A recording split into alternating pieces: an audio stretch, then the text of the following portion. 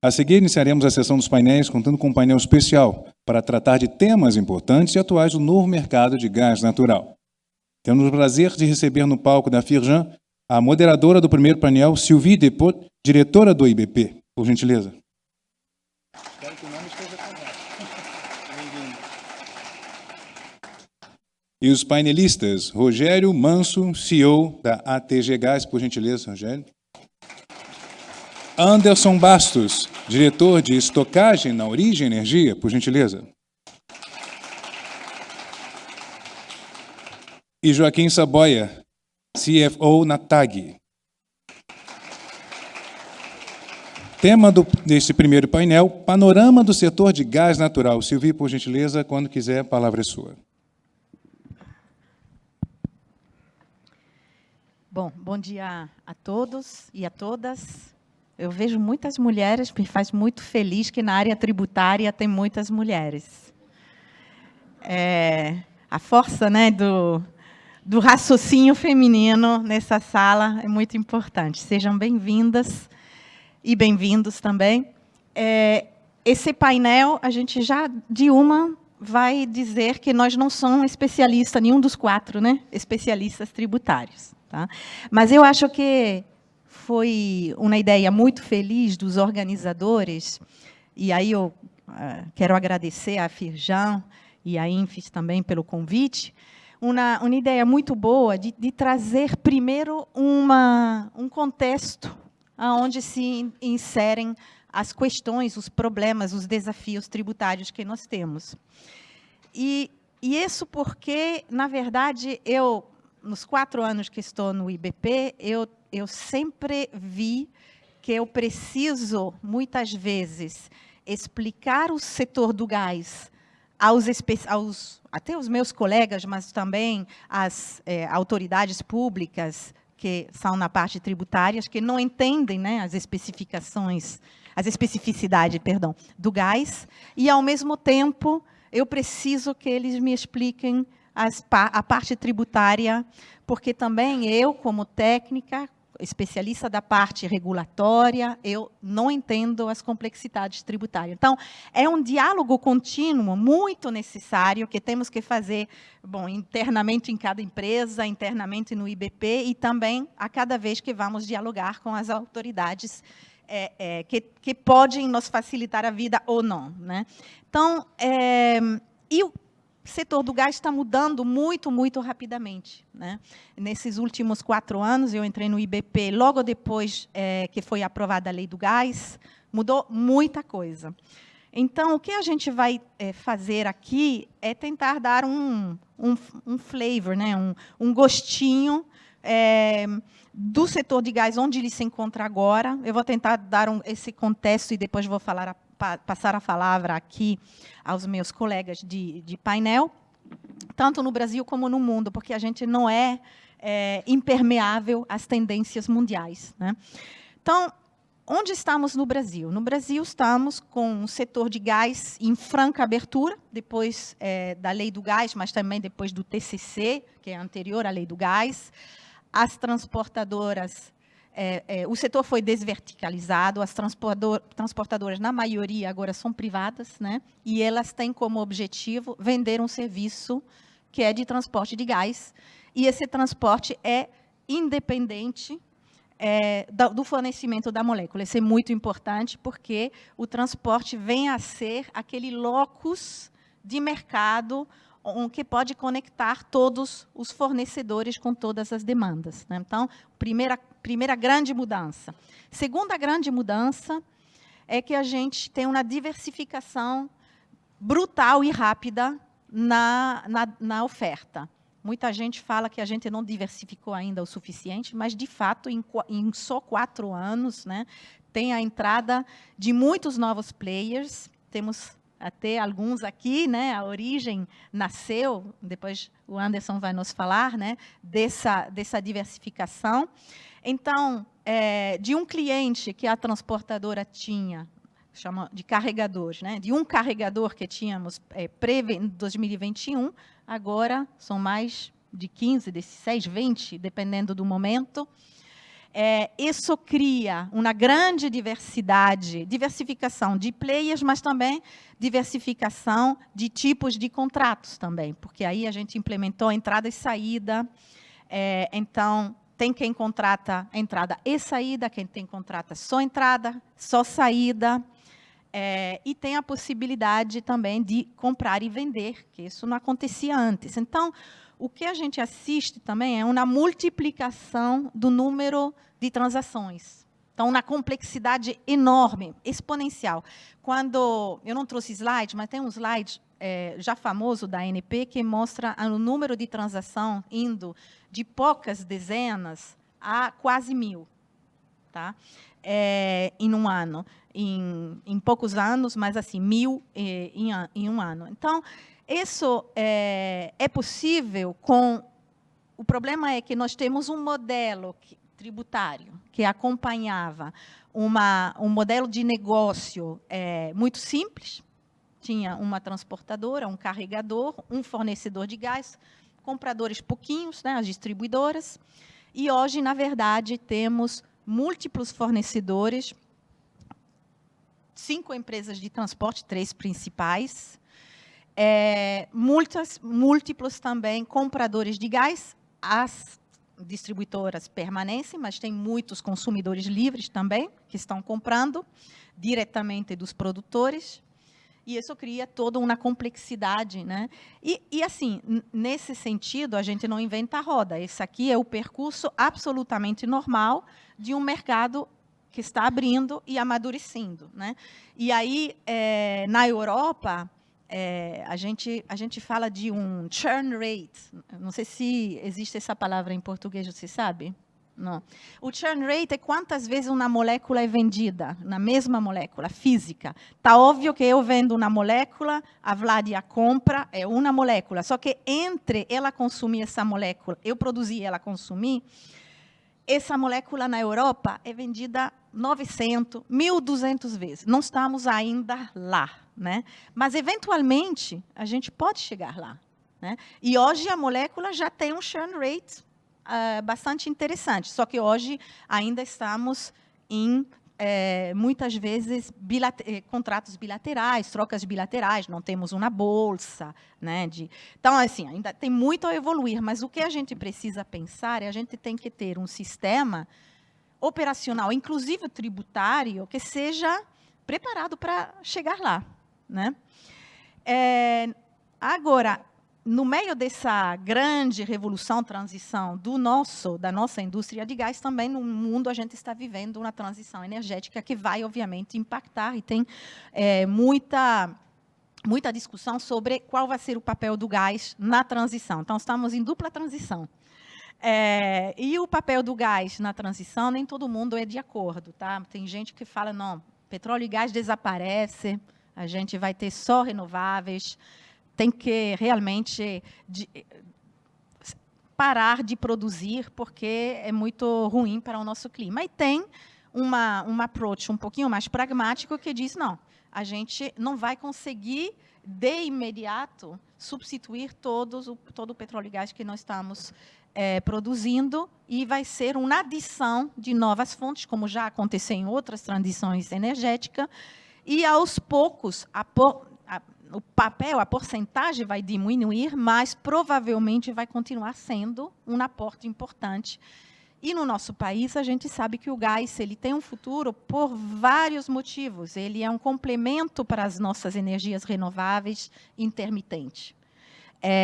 Ele é um primeiro passo, um low-hanging fruit, por exemplo, para descarbonizar o transporte pesado. Ele é um primeiro passo para a indústria também trocar de combustíveis líquidos ou de carvão. É um primeiro passo fácil, a tecnologia já existe, a infraestrutura já está. Então, é importante, eu acho, e a gente fala muito disso no IBP, de falar de evolução e não transição.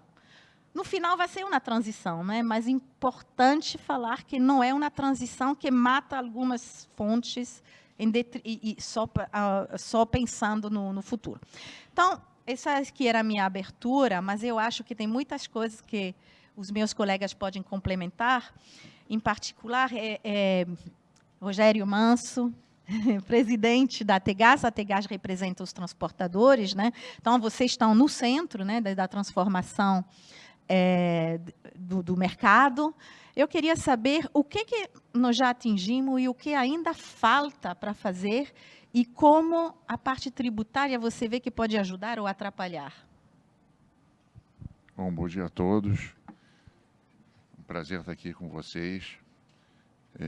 Eu vou começar aqui fazendo uma referência a algo que o Eduardo colocou aqui na abertura, que foi o fato de que ele se entende ainda como um aprendiz aí nessa área de gás, né? Das novidades aí na área de gás. E eu tenho já bastante tempo na indústria de óleo e gás, muito mais de óleo do que de gás. Tive uma passagem também fora nos biocombustíveis. E, num determinado momento, eu justamente percebi que hoje, em função do que está acontecendo, né, esse quadro que a Silvia estava bem descrevendo aqui, todo mundo é aprendiz. Nós estamos num quadro novo no país, um país que durante 50 anos trabalhou sobre um regime monopolista, resolveu abrir uma indústria que é extremamente complexa, né, baseada em um grande condomínio, né, com relações muito fortes entre, estou vendo a Cristina aqui, né, distribuição, transporte, produção, né, a coisa ali é muito just in time.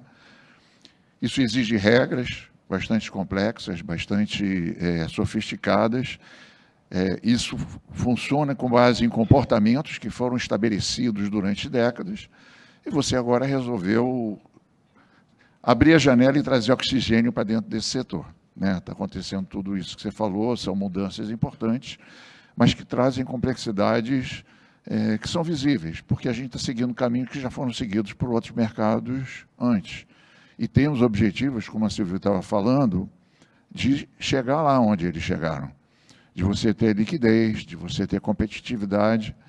Em última instância, foi um trabalho criado a múltiplas mãos durante muitos anos, né, de discussões, de convergências, buscando justamente que você tivesse um mercado mais competitivo, que gerasse um resultado, um benefício para o consumidor, né, para as indústrias, para a geração de energia elétrica, para o consumidor final que está em casa, quem seja, mas tem muito trabalho para acontecer durante esse processo de transformação.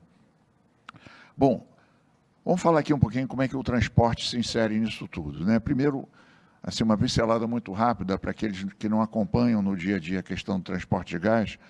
O transporte de gás são basicamente gasodutos de alto volume, alta capacidade, alta pressão, que são a coluna vertebral do nosso setor. Inicialmente, eram gasodutos quase que ponto a ponto, que ligavam, ficavam dentro de determinadas regiões. Dentro da região Nordeste, dentro da região Sudeste, no Sul, que eu me lembre, não consigo ver nenhum exemplo assim, eram muito fechados dentro, muitas vezes, de estados, caso do Espírito Santo, por exemplo, ou regiões. Ao longo do tempo, e começando pelo Brasil-Bolívia, você começou a integrar regiões, né? O Brasil-Bolívia não só nos integra com a Bolívia, mas integra o Mato Grosso do Sul, São Paulo, né, na região Sudeste, então Centro-Oeste, Sudeste, e a região Sul também. E tivemos a oportunidade, em determinado momento, inspirados pelo setor elétrico, quando apareceu o pré-sal, em construir uma interligação entre a rede Nordeste e Sudeste, e com isso a gente tem uma rede hoje de 9.400 quilômetros de duto que atravessam o país, 90% dele é essencialmente integrado. Até 2 dutos que são meio, para o país, são pontas de linha, né, como o duto que vai para Mato Grosso, que vem da Bolívia e vai para Mato Grosso, e o duto, por exemplo, que nos conecta à Uruguaiana, na verdade, através da rede sul-americana, eles fazem parte de uma rede integrada. Então, nós conseguimos, ao longo do tempo, construir algo que acho que todos nós aqui já conhecemos e visualizamos, que existe no setor elétrico e garante confiabilidade, suprimento day in, day out e eficiência, né, do ponto de vista de custo, etc. Então, a rede de transporte hoje, ela vai desde o Rio Grande do Sul até o Ceará, pela costa, cruza transversalmente da Bolívia para São Paulo, então essa rede se integra como um todo. Tem ainda Urucu-Manaus, que é uma rede isolada, mas uma rede importante, de 800 quilômetros entre o duto principal e os ramais ali que estão conectados, e esses dois outros dutos que eu fiz referência. Essa condição da rede, de você ter construído esse sistema com uma visão de integração, permitiu que a gente pudesse aspirar, chegar justamente onde a Silvia falou, de que ele seja uma rede não só para te dar essa confiabilidade, essa segurança física, essa eficiência, do ponto de vista de suprimento, mas que ele seja também uma plataforma para trocas. Ou seja, você não ficar com os clientes dependentes, né, necessariamente tendo que comprar apenas de uma distribuidora, sem qualquer demérito para essa questão, faz parte do modelo, e a distribuidora presta o seu serviço, como disse aqui, é uma parte da cadeia importante, mas você criou um sistema replicando o que aconteceu, por exemplo, na Europa, esse sistema de entrada e saída, visando justamente construir essa liquidez. É fácil? Não, não é fácil. O mercado mundial, não só de gás, mas da indústria de óleo e gás, tem uma história de várias tentativas de mercados que ficaram pelo caminho. A gente fala hoje de grandes mercados na área de gás, na Europa, TTF, o Henry Hub nos Estados Unidos, muitos de vocês conhecem, o JKM na Ásia, etc. São experiências que foram bem-sucedidas, mas quem tem um pouquinho mais de tempo de estrada rodada, conhece várias experiências que foram mal-sucedidas, não conseguiram criar liquidez. E eu não estou falando foi num país periférico que não tinha mercado. Eu estou falando de mercados centrais, como Estados Unidos, Europa, e estou falando de mercados de petróleo que se tentou criar antes dos já conhecidos hoje mercados de WTI e não funcionaram. Então, é importante realmente que se faça um esforço, que se conscientize da importância da gente defender cada etapa que a gente possa fazer para simplificar essa cadeia, para fazer ela trabalhar de uma forma harmoniosa, eficiente. Vocês vão ouvir aqui ao longo do dia experiências, né, de diversas pessoas aqui, especialistas, mas o Saboia certamente vai falar alguma coisa, a Priscila certamente vai falar do esforço que está se fazendo, no sentido de você remover barreiras que, em última instância, causam, que foi comentado aqui, um desincentivo para um novo entrante chegar. Então, você está querendo criar liquidez, e o que você está fazendo para ajudar o novo entrante, né? Eu tenho aqui, eu cito normalmente em outros contextos, mas vou tomar a liberdade de citar aqui, uma parábola que sempre durante o período me intrigou, que é a parábola, né, que Jesus conta, e não quero fazer uma apologia aqui religiosa, tá, gente? Mas eu acho que é um tema interessante para a gente entender a responsabilidade que a gente tem. Então, ele conta lá na Bíblia que um proprietário de terra contratou trabalhadores ao longo do dia, uns chegaram mais cedo, outros foram contratados mais tarde, e na hora de pagar, ele mandou pagar primeiro quem chegou por último. Aí, primeira vez que eu ouvi aquilo, eu falei, não entendi. Alguém, por favor, me explica. Mas é a essência do cristianismo e a essência de qualquer processo que se propõe a ser inclusivo. Quem já está lá dentro, quem já sabe operar, etc., ele tem que, em última instância, se ele quer que aquilo se desenvolva, que aquilo cresça, ele tem que ter um olhar especial para aquele cara que está chegando, para aquele cara que ele quer que venha e participe. Então, hoje, a gente tem que resolver o problema, né? Muitos problemas estão nas questões das relações dos agentes incumbentes, mas é importante que a gente estenda um olhar, de fato, que vá além disso. Quando a gente ouve essas histórias, eu tenho, né, uma questão que frequentemente é um ponto, às vezes, meio sensível, mas que, por exemplo, aparece na relação das transportadoras com os seus clientes, que é a questão das penalidades. As penalidades são um mecanismo de você evitar que oportunistas acabem gerando um desequilíbrio na rede e prejudiquem aqueles que estão cumprindo as regras. Então, você faz as regras para proteger o consumidor. Só que, muitas vezes, o cliente que está entrando novo, ele olha para aquilo e ele diz, olha, isso aqui é overwhelming, cara, isso aqui é maior do que eu consigo entender. Como é que vocês querem que eu seja cliente se eu não sei nem quantificar o meu risco? Então, tá bom, o modelo europeu seguiu isso, segue as regras, tem a penalidade, etc., mas vamos olhar para as consequências que a gente está tendo para quem vai entrar aqui dentro do sistema agora.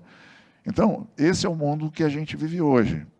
Tem várias questões que eu posso falar aqui depois, eu não quero aqui monopolizar o tempo, mas, em última instância, é um mundo em transformação, onde eu acho que todos os agentes têm que entender a sua responsabilidade em ajudar a construir esse grande programa educativo, onde vamos aprender coletivamente, e o resultado do que se vai conseguir construir em última instância vai ser o resultado dessa abnegação, desse esforço, da gente entender o outro, da gente construir soluções comuns. Não significa que você não vai ter situações entre os elos da cadeia. Nós mesmos, muitas vezes, tem algumas situações que a gente tem que resolver de forma um pouco mais dura do que a gente gostaria, mas tem isso também. Mas, em última instância, é isso. É um momento em que muito está sendo conseguido. O Sylvie ressaltou aqui alguns avanços importantes, outros vão falar também, mas tem um longo caminho pela frente. Os próprios exemplos que a gente usa de outros países mostram isso.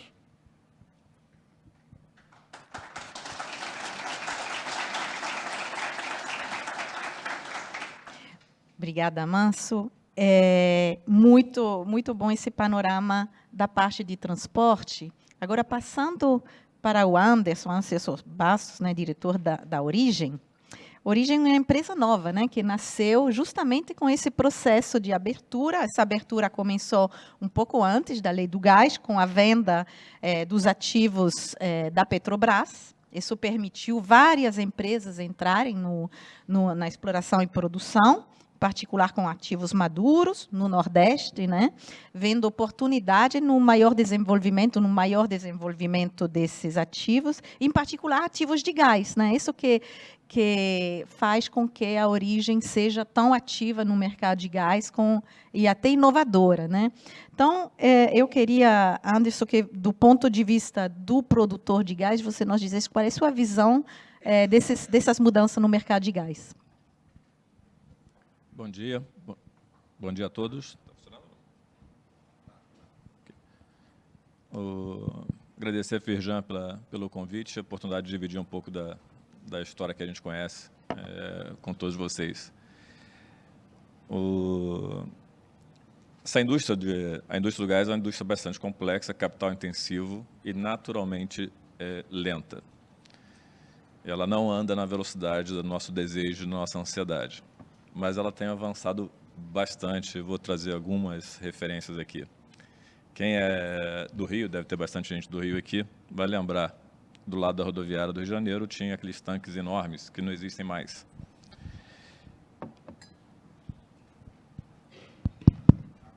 Okay. Até 2005, o gás no Rio de Janeiro era gás manufaturado, não era gás natural.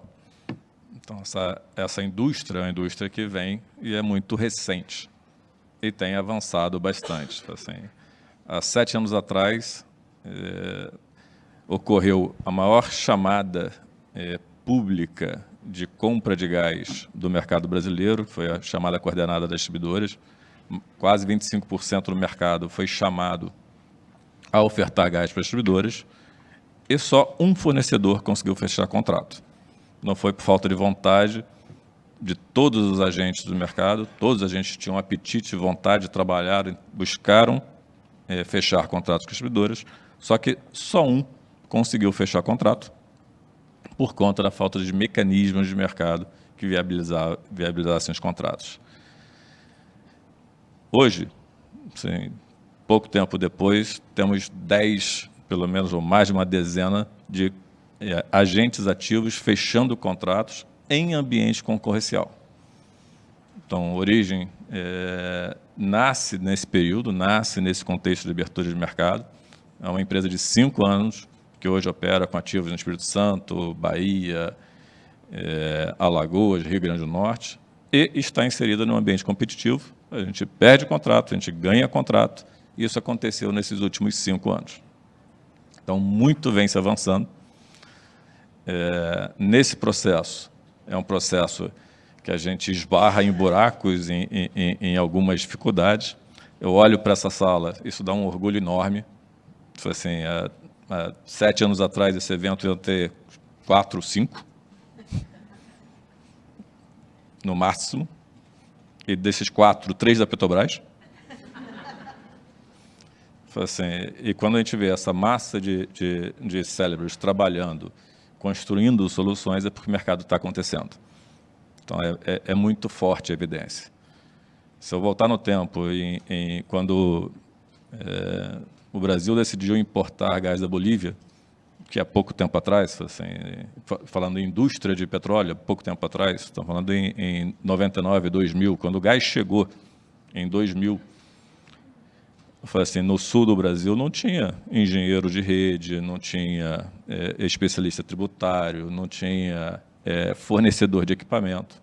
A gente está falando muito pouco tempo atrás. Hoje é uma indústria consolidada e a gente se dá ao direito de reclamar que está lento essa abertura. Assim, sim, está bem mais lento do que a gente gostaria, mas a gente tem avançado bastante e construído muita inteligência e muitas soluções. Acordo Cinef, quem participou, foi um marco gigantesco para essa abertura do mercado de gás. Origem nasce. Assim, temos várias empresas. Origem é uma de várias empresas que nasce desse incentivo que foi planejado. Assim, essa abertura de mercado ela foi planejada, voltando aqui 2 décadas, o preço era tabelado por um agente monopolista. Ninguém teria incentivo para entrar no mercado se a gente não tivesse feito uma mudança de estratégia de preço que desse previsibilidade e competitividade para preço. Isso incentivou que novos agentes entrassem, que o preço não é mais determinado pela Petrobras, tem uma referência de mercado. Hoje em dia a gente tem uma outra agenda, que é como é que a gente faz esse preço ficar mais eficiente, faz parte do processo de amadurecimento da cadeia de valor. E como disse o Manso aqui, somos um ecossistema, ninguém vive sem o outro elo da cadeia. Então a gente tem que buscar uma agenda de ganho de eficiência dessa cadeia, mas com empatia, entendendo que todos têm que estar motivados para continuar expandindo essa indústria. O gás natural está inserido numa agenda de mundo de demanda crescente e intensa por energia. Também, falando um pouquinho de história, 10 anos atrás, a gente trabalhava com um cenário de que o gás natural ele era um mal necessário. 10 anos se passaram, assim, com uma visão mais pragmática, gás natural é a solução energética de baixo carbono comparado com as alternativas. Então, a gente saiu de uma visão de uma necessidade agora para uma posição de relevância para o desenvolvimento de energia que alimente as necessidades das sociedades no mundo. Renováveis vieram, estão fazendo um papel excepcional na oferta de energia, porém elas possuem características como a volatilidade de oferta, que demanda uma segurança energética que é melhor suprida por uma flexibilidade de produção de energia via gás natural. Então, a gente vai ver cada vez mais um ganho de sinergia entre esses mercados mais à frente. A Europa provou isso no último ciclo.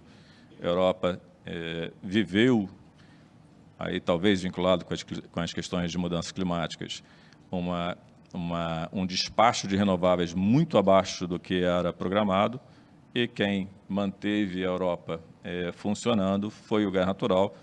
Hoje eles estão com as reservas de estocagem de gás da Europa muito abaixo do que eram as metas.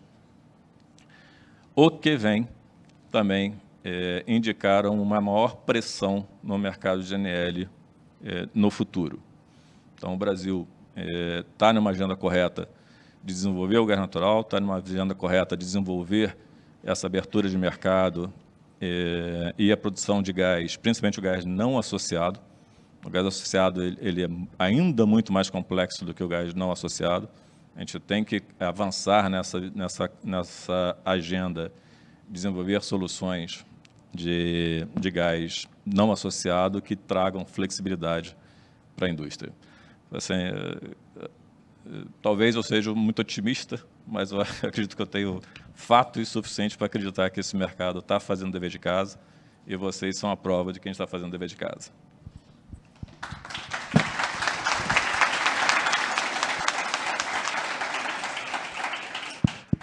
Muito obrigada, Anderson.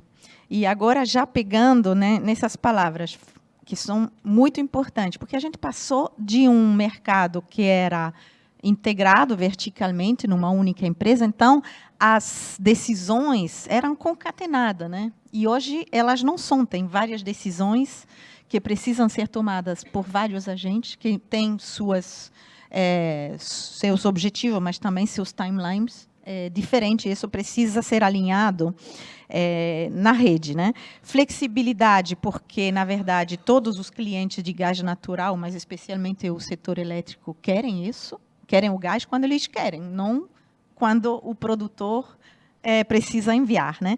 Liquidez, no sentido de criar mecanismos para que, justamente, se eu preciso de mais gás num dado momento, um outro pode me fornecer. Se um produtor tem que fazer uma parada emergencial, um outro pode trazer. Liquidez, diversificação, né, dos agentes.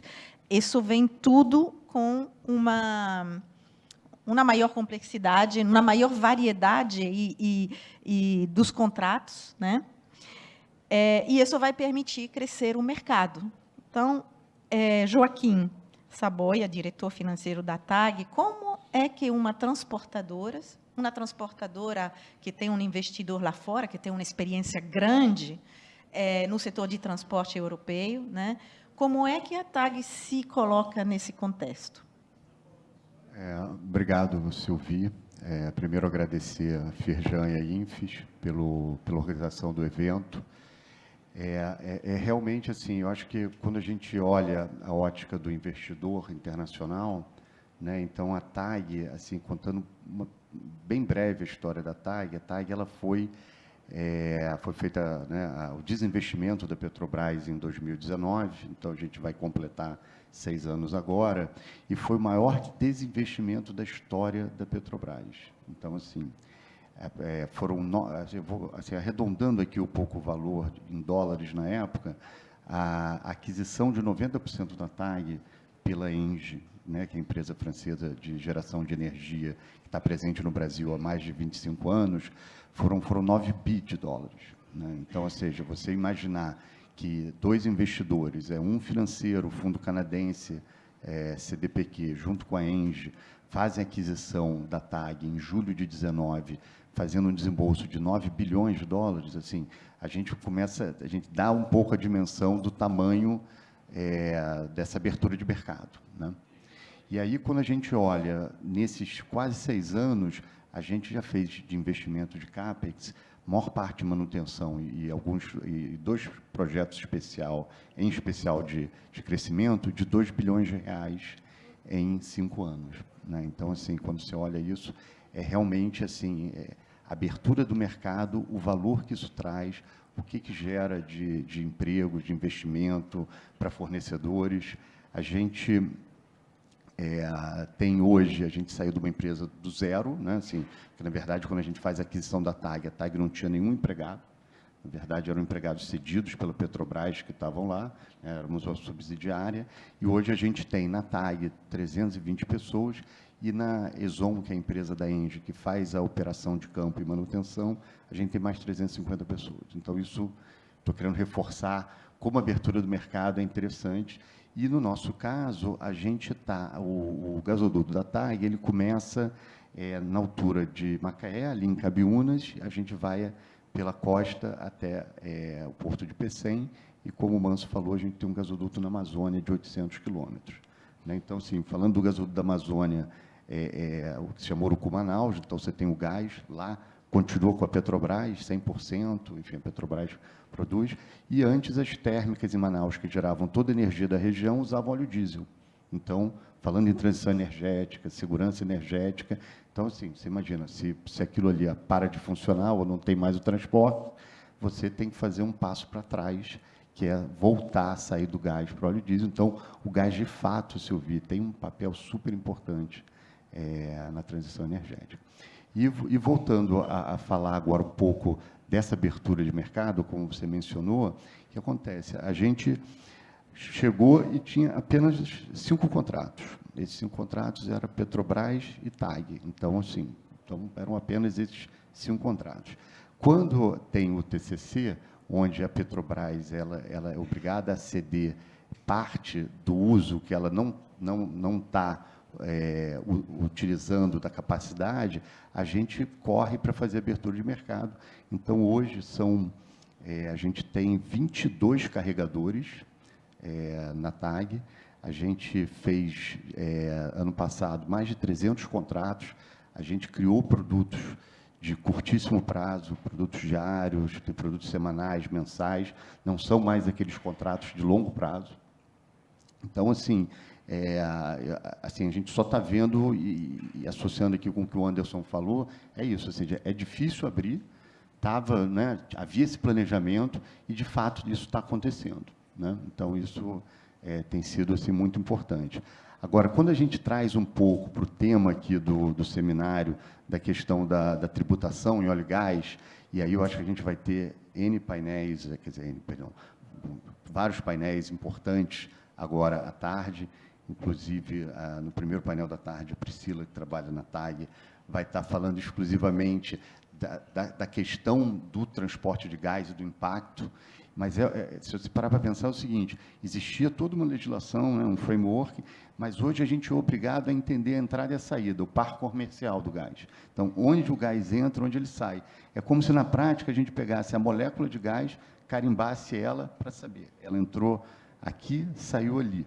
Então, por quantos estados ela passou, como é que funciona o ICMS, enfim. Então, assim, é realmente uma complexidade que óbvio que é esperado, que de repente não tinha esse mercado e agora a gente tem, então com isso a gente pode, a gente tem que entender, tem que melhorar, tem que otimizar, e aí tem muito espaço.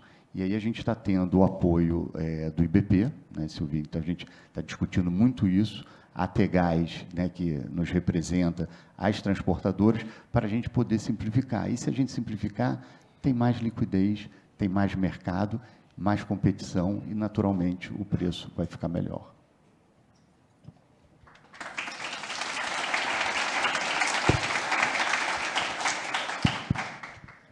Acho que estão colocados um monte de temas que são relevantes para a tributação, né? Mas, por exemplo, isso que o Joaquim acaba de falar, que você faz um sistema de entrada e saída justamente para você desacoplar a entrada e saída, porque essa é a ideia, senão você continuava com o contrato ponta a ponta. O que está acontecendo agora é que, por limitações do nosso arcabouço tributário, a gente precisa pegar essa entrada e saída, que realmente vai possibilitar a maior flexibilidade e liquidez no mercado, está colocando ele num casaco de contrato ponta a ponta. Ou seja, é como se a gente não tivesse feito nada. Né? Então, ou seja, e isso volta e meia, eu tenho dificuldade para explicar isso às autoridades, às pessoas não técnicas, né?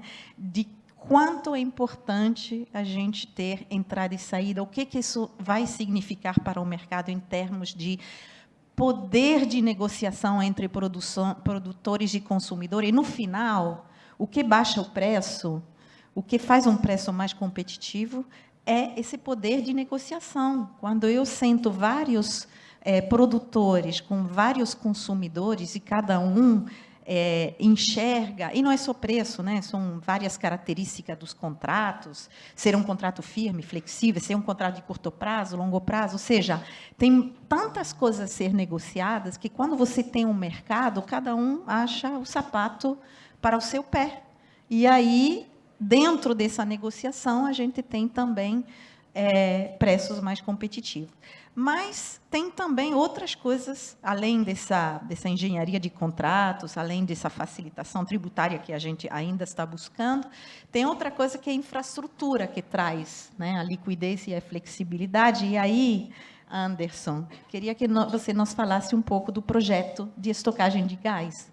Na Europa, tem uma grande diferença entre demanda no inverno e no verão, obviamente por causa do uso residencial, mas aqui também temos essa variabilidade por causa das térmicas, né? E nós não temos estocagem de gás. Uma estocagem de gás é uma infraestrutura totalmente necessária, que existe já há muitos anos na Europa e nos Estados Unidos, e que faz com que, no final, você consiga, né, fazer com que a demanda encontre a oferta, mesmo com um desfazamento temporal. Então, Anderson, fala aí desse projeto realmente revolucionário para o Brasil, mas também muito, muito normal na Europa.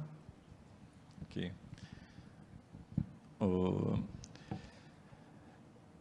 Origem nasce dentro dessa abertura de mercado, nasce como uma empresa de óleo e gás, mas a motivação, o que move a Origem, são projetos que aumentem a eficiência da cadeia de valor, a eficiência do mercado, tanto verticalmente quanto lateralmente. A Origem não se vê como uma empresa de óleo e gás, ela se vê como uma empresa que vai desenvolver projetos que aumentem a eficiência da indústria, tanto para cliente, quanto para fornecedor, quanto para os pares da indústria. Assim nasce estocagem de gás. Nesse processo de abertura, assim, tem alguns efeitos colaterais. Um deles é quando você desmembra a Petrobras, e Petrobras fazia toda a gestão de risco, de balanceamento e risco de sofrimento dentro do seu grande portfólio, enorme portfólio, nós passamos a ter múltiplos players, mas que não têm a mesma capacidade de gestão de risco que a Petrobras consegue dentro do seu portfólio. Um dos riscos, balanceamento. A lógica de produção de gás, a lógica física de produção de gás, ela tem uma lógica distinta da lógica da demanda do mercado. Uma indústria, uma siderúrgica, ela vai consumir gás com uma lógica do mercado dela. Para isso, a gente precisa de ferramentas de balanceamento, que quando descasa esses fluxos, esse gás tem que ficar guardado em algum lugar. Um player que não tem o mesmo portfólio precisa dessa ferramenta, e a estocagem de gás, ela oferece esse serviço, essa função, para que viabilize que esse produtor ou um comercializador consiga tomar o risco daquele contrato com aquele cliente e casar os fluxos, fazer o casamento desses fluxos. Hoje, parte desse balanceamento é feito, aí, assim, o mercado está funcionando porque as transportadoras estão fazendo esse papel. Isso, até certo ponto, não gera eficiência para o mercado, é importante para que o mercado aconteça, que o mercado abra, mas acaba ocupando espaço físico de um equipamento que é super importante para fluxo, não para balanceamento. Então, cada vez que alguém para um pouco do gás dentro do tubo, está entupindo o tubo. É igual uma artéria que começa a entupir ali no coração. Assim, uma hora infarta porque o mercado vai precisar daquele fluxo, ele não vai estar disponível. A estocagem tem esse papel. Além disso, ele gera várias outras oportunidades de estrutura comerciais. Aí os senhores vão ter muito trabalho, porque a gente vai inventar um monte de produto e vocês vão ter que se virar para viabilizar isso tributariamente, que é a arbitragem de preço. Então, alguém pode comprar no momento que o gás estiver sendo ofertado a preço competitivo, mas não tem mercado demandando. Algum trader pode comprar e guardar fazendo arbitragem de preço. Segurança física para aqueles agentes que precisam ter segurança de fornecimento para os seus mercados. Podem usar a estocagem para segurança física. Assim, e novos formatos de comercialização vão surgir a partir do uso eficiente dessa indústria e desse equipamento. Tá? Então, Origem tem uma característica muito única. Origem tem um conjunto de reservatórios fragmentados em diversos tamanhos. A gente começa agora, até o final do ano, tem expectativa de estar operacional com a estocagem. Nós vamos estar usando 5 zonas geológicas para fazer essa estocagem, de um universo de 500 zonas disponíveis, de tamanhos diferentes. Então, isso cria uma vantagem e uma segurança para o investidor também, que nós vamos estar crescendo a capacidade desse reservatório à medida que o mercado vai evoluindo, buscando atender essa demanda de abertura.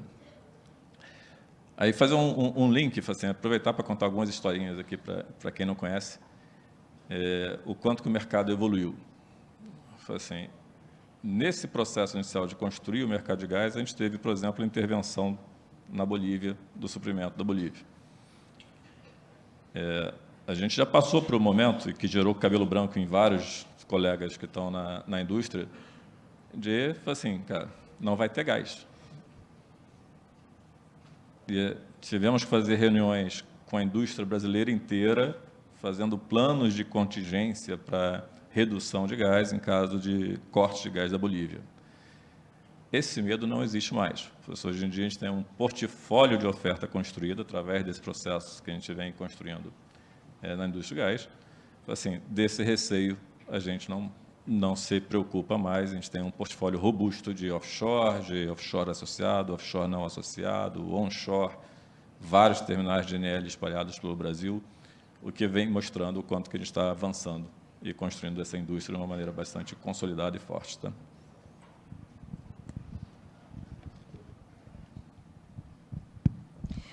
Exatamente. Assim, estamos evoluindo, não somente na regulação do setor e na entrada de novos players, mas na entrada de novas infraestruturas, né? Então, isso cria tanto oportunidade de novos negócios, né? Players que entram, por exemplo, hoje, tem muito mais comercializadores puros no Brasil. Não existia isso, sei lá, 3, 4 anos atrás. Quem produzia o gás vendia, quem importava também podia vender, mas, na época, ainda era somente a Petrobras que tinha os terminais de regasificação. Hoje, existem vários, eu posso pensar nos nomes de 5, pelo menos, grandes comercializadores de gás. Eles vão fazer aquele movimento necessário de ter portfólio, porque ninguém, tanto do lado do consumo como do lado do produto, gosta de depender de um só fornecedor ou de um só cliente. Né?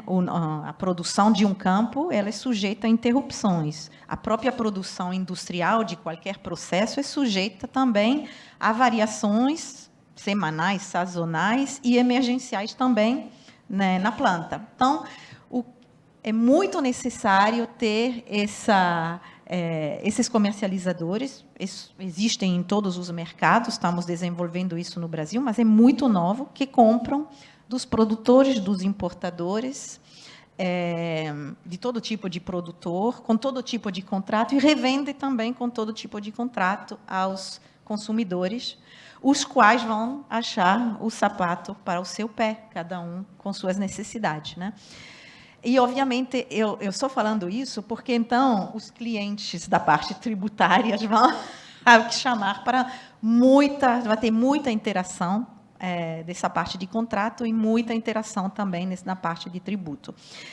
E no caso do transporte, né, e aí é uma pergunta talvez compartilhada entre Manso e Joaquim, Como é que vocês veem essa variedade de novos players que entram e que pedem...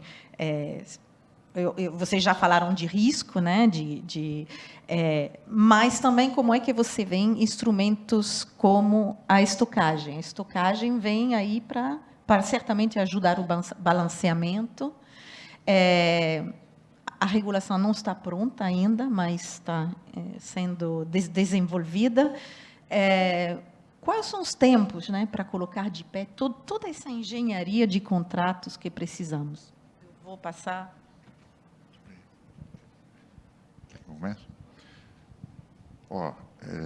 É um projeto espetacular, né?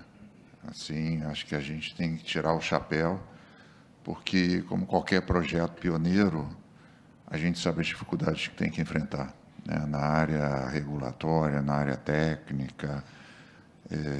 Assim, fantástico, parabéns, Origem, que está operando isso também.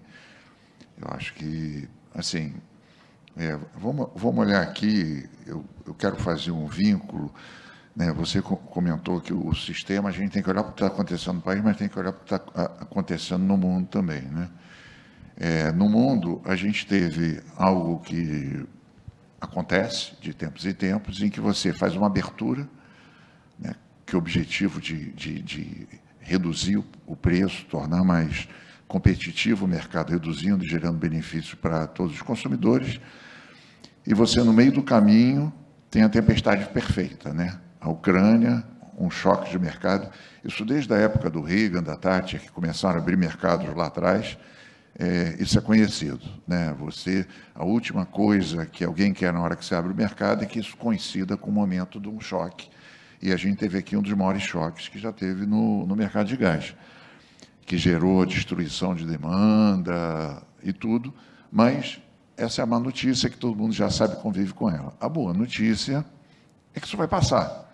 Primeiro, porque qualquer choque, quando ele é feito por um mecanismo de mercado, ele traz a solução dentro dele, né? O aumento de preço gera aumento de oferta. Então, você tem aí 200 navios em construção de GNL, não sei quantos projetos sendo desenvolvidos, estímulos a projetos de produção em tudo quanto é canto do mundo, não só de GNL. Mas aqui no Brasil, em particular, nós estamos com uma rampa de subida de produção de gás muito forte. Aliás, né, a própria Cláudia Brum tem, essa semana mesmo, ela reiterou, foi a aprovação da Lei do Gás que levou à subsequente aprovação do projeto Raia, que é um dos maiores e mais rápidos projetos que vão entrar aqui depois do Rota 3.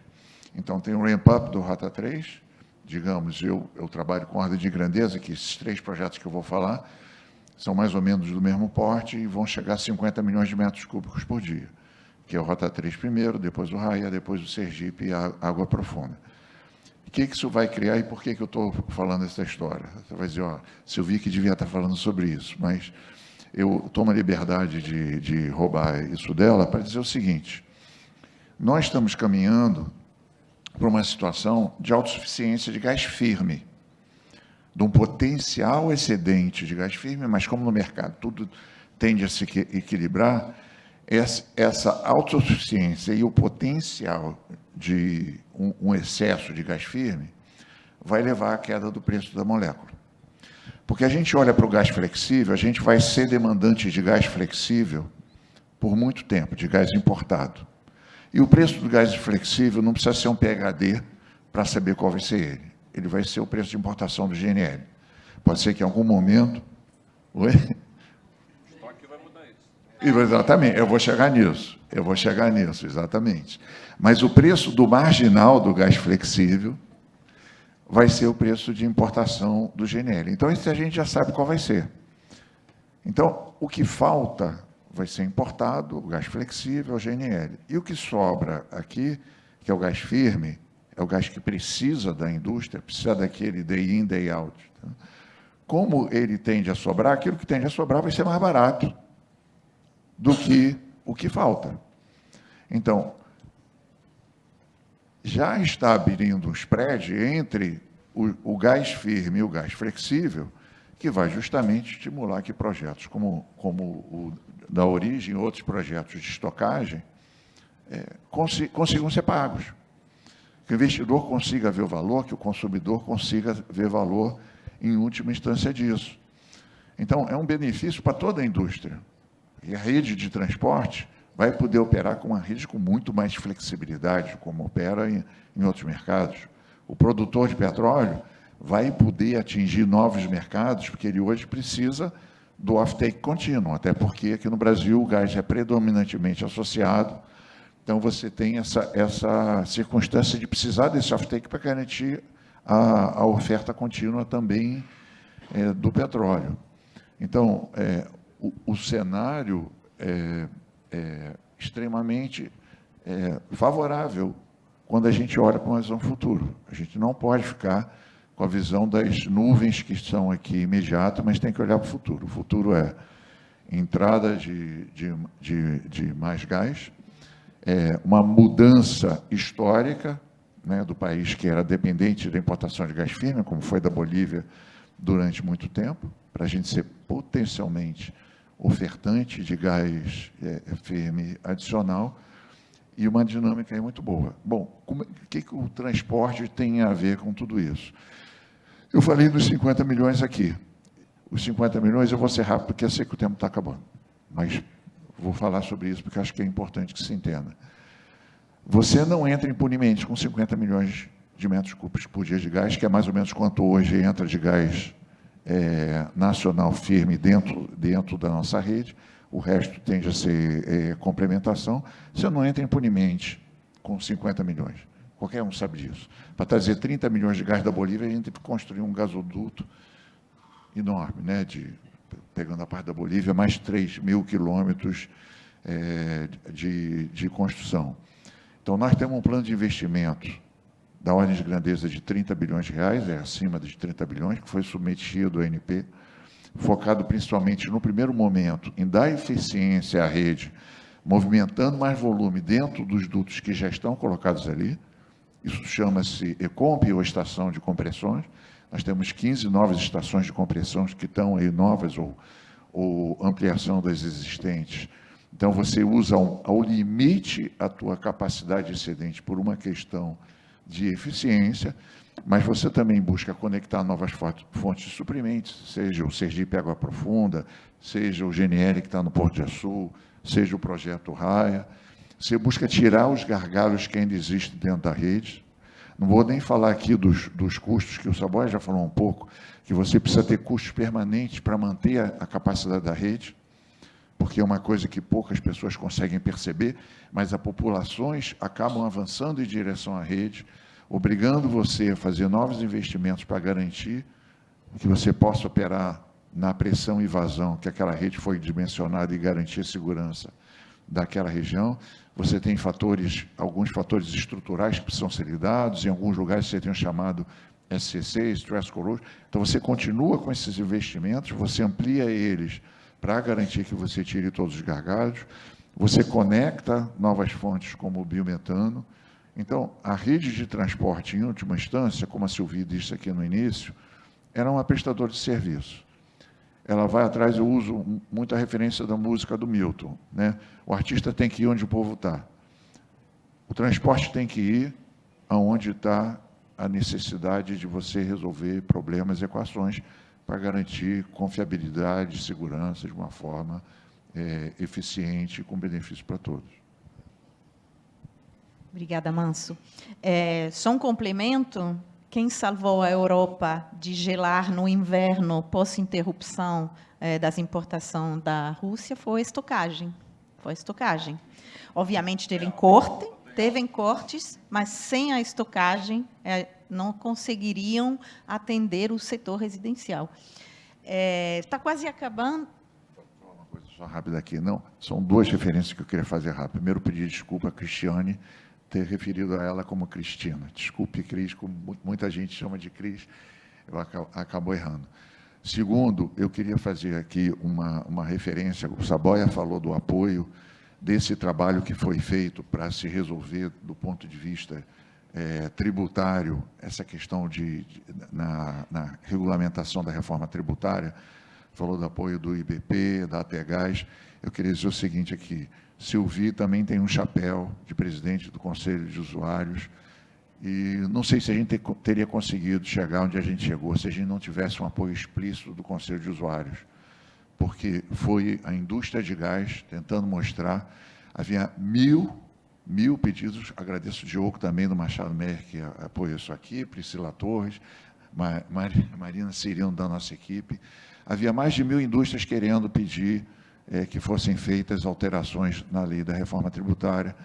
Então, o nosso setor ter conseguido dar esse avanço, ajudando aí a criação de liquidez, foi muito importante. Então, Sylvie, fica aqui um reconhecimento e a todos os outros também. Tá?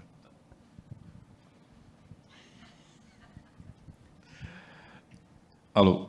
Primeiro, todo mundo entendeu que eu estou em alta, né?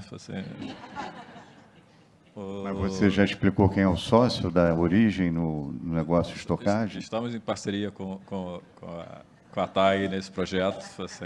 É um trabalho que eu estou fazendo árduo de trazer a TAG para dentro também desse projeto, por conta de toda a expertise que eles trazem. Um outro agradecimento é a vocês, tá? Acredito que todo mundo saiba, ou talvez alguém não saiba, o gás natural no mundo ele é transacionado como energia, em megawatt, ou MMBTU. No Brasil, a gente tem uma particularidade que a gente trata ele igual a geladeira, em metro cúbico. E vocês é que conseguem transformar essa geladeira em megawatt, em milhão de BTU. Então, tem um agradecimento bastante forte ao trabalho que vocês fazem para fazer esse mercado funcionar, que se não fosse por vocês, o mercado não acontecia. Tá? Ok, só um fechamento, já se esgotou o nosso tempo, mas eu queria trazer mais uma informação. Os investimentos na cadeia de gás são enormes. O Saboia já falou dos 9 bi, né, para adquirir uma parte do nosso setor de transporte. Acabamos falando do projeto Raia, são outros 9 bi que vão ser investidos dólares, que vão ser investidos na produção, toda a infraestrutura offshore, mas também no duto que leva esse gás até a costa. São investimentos gigantescos, com tempo de maturação, com necessidade de convencer os acionistas que não estão no nosso país, muitas vezes, né? E o que é importante na decisão de investimento tão grandes e que vão ter um tempo de recuperação também de vários decênios, é a segurança jurídica, a segurança e previsibilidade das regras, inclusive as regras tributárias, né? Então, vou deixar a palavra, uma última palavra, porque você falou pouco, né? Então, para você, mas essa visão do investidor e da estabilidade, da previsibilidade das regras, acho que é fundamental para essa sala, porque nós estamos discutindo reforma tributária. Tem muitas coisas que vão mudar, mas, enquanto isso, a gente tem que discutir o presente também das regras tributárias do gás. Então, como é a visão de um... E aí você fecha, por favor, o nosso painel. Obrigado, Sylvie. Acho que você falou exatamente assim, a preocupação do investidor estrangeiro, no nosso caso, são 2 investidores estrangeiros, né, os acionistas da TAG, e a grande questão é essa previsibilidade. Então, quando você olha, por exemplo, o mercado de energia, já está muito maduro, muitos leilões, a ANEEL também super madura, enfim. Agora, na questão do gás, a gente ainda tem, enfim, alguma dúvida, mas assusta o investidor estrangeiro quando o governo usa um PL para a questão da tributação da pessoa física até R$5.000 e bota ali dentro que o investidor estrangeiro vai ter que pagar 10% sobre dividendos sem nenhum tipo de contrapartida, ou seja, né, a lógica sempre é ok pagar sobre dividendos, mas ter uma redução na alíquota total de imposto, né? Então isso gera realmente uma dificuldade para quem está olhando de fora, mas eu sempre, assim, quando os investidores estrangeiros falam isso, eu trabalhei majoritariamente em empresas multinacionais, a questão é o seguinte: também quem conhece o Brasil e sabe navegar também tem uma vantagem competitiva, Então, assim, vamos ver se vai para frente essa questão da tributação, porque, de fato, não seria só para o nosso setor, mas para qualquer investidor estrangeiro que fizesse investimento no Brasil. É isso. Obrigado. Obrigada. Agradeço a atenção de todos, espero que tenha sido proveitoso, né? Agradeço também a colaboração aqui dos meus colegas do painel. Muito obrigada a todos. Obrigado, moderadores e panelistas.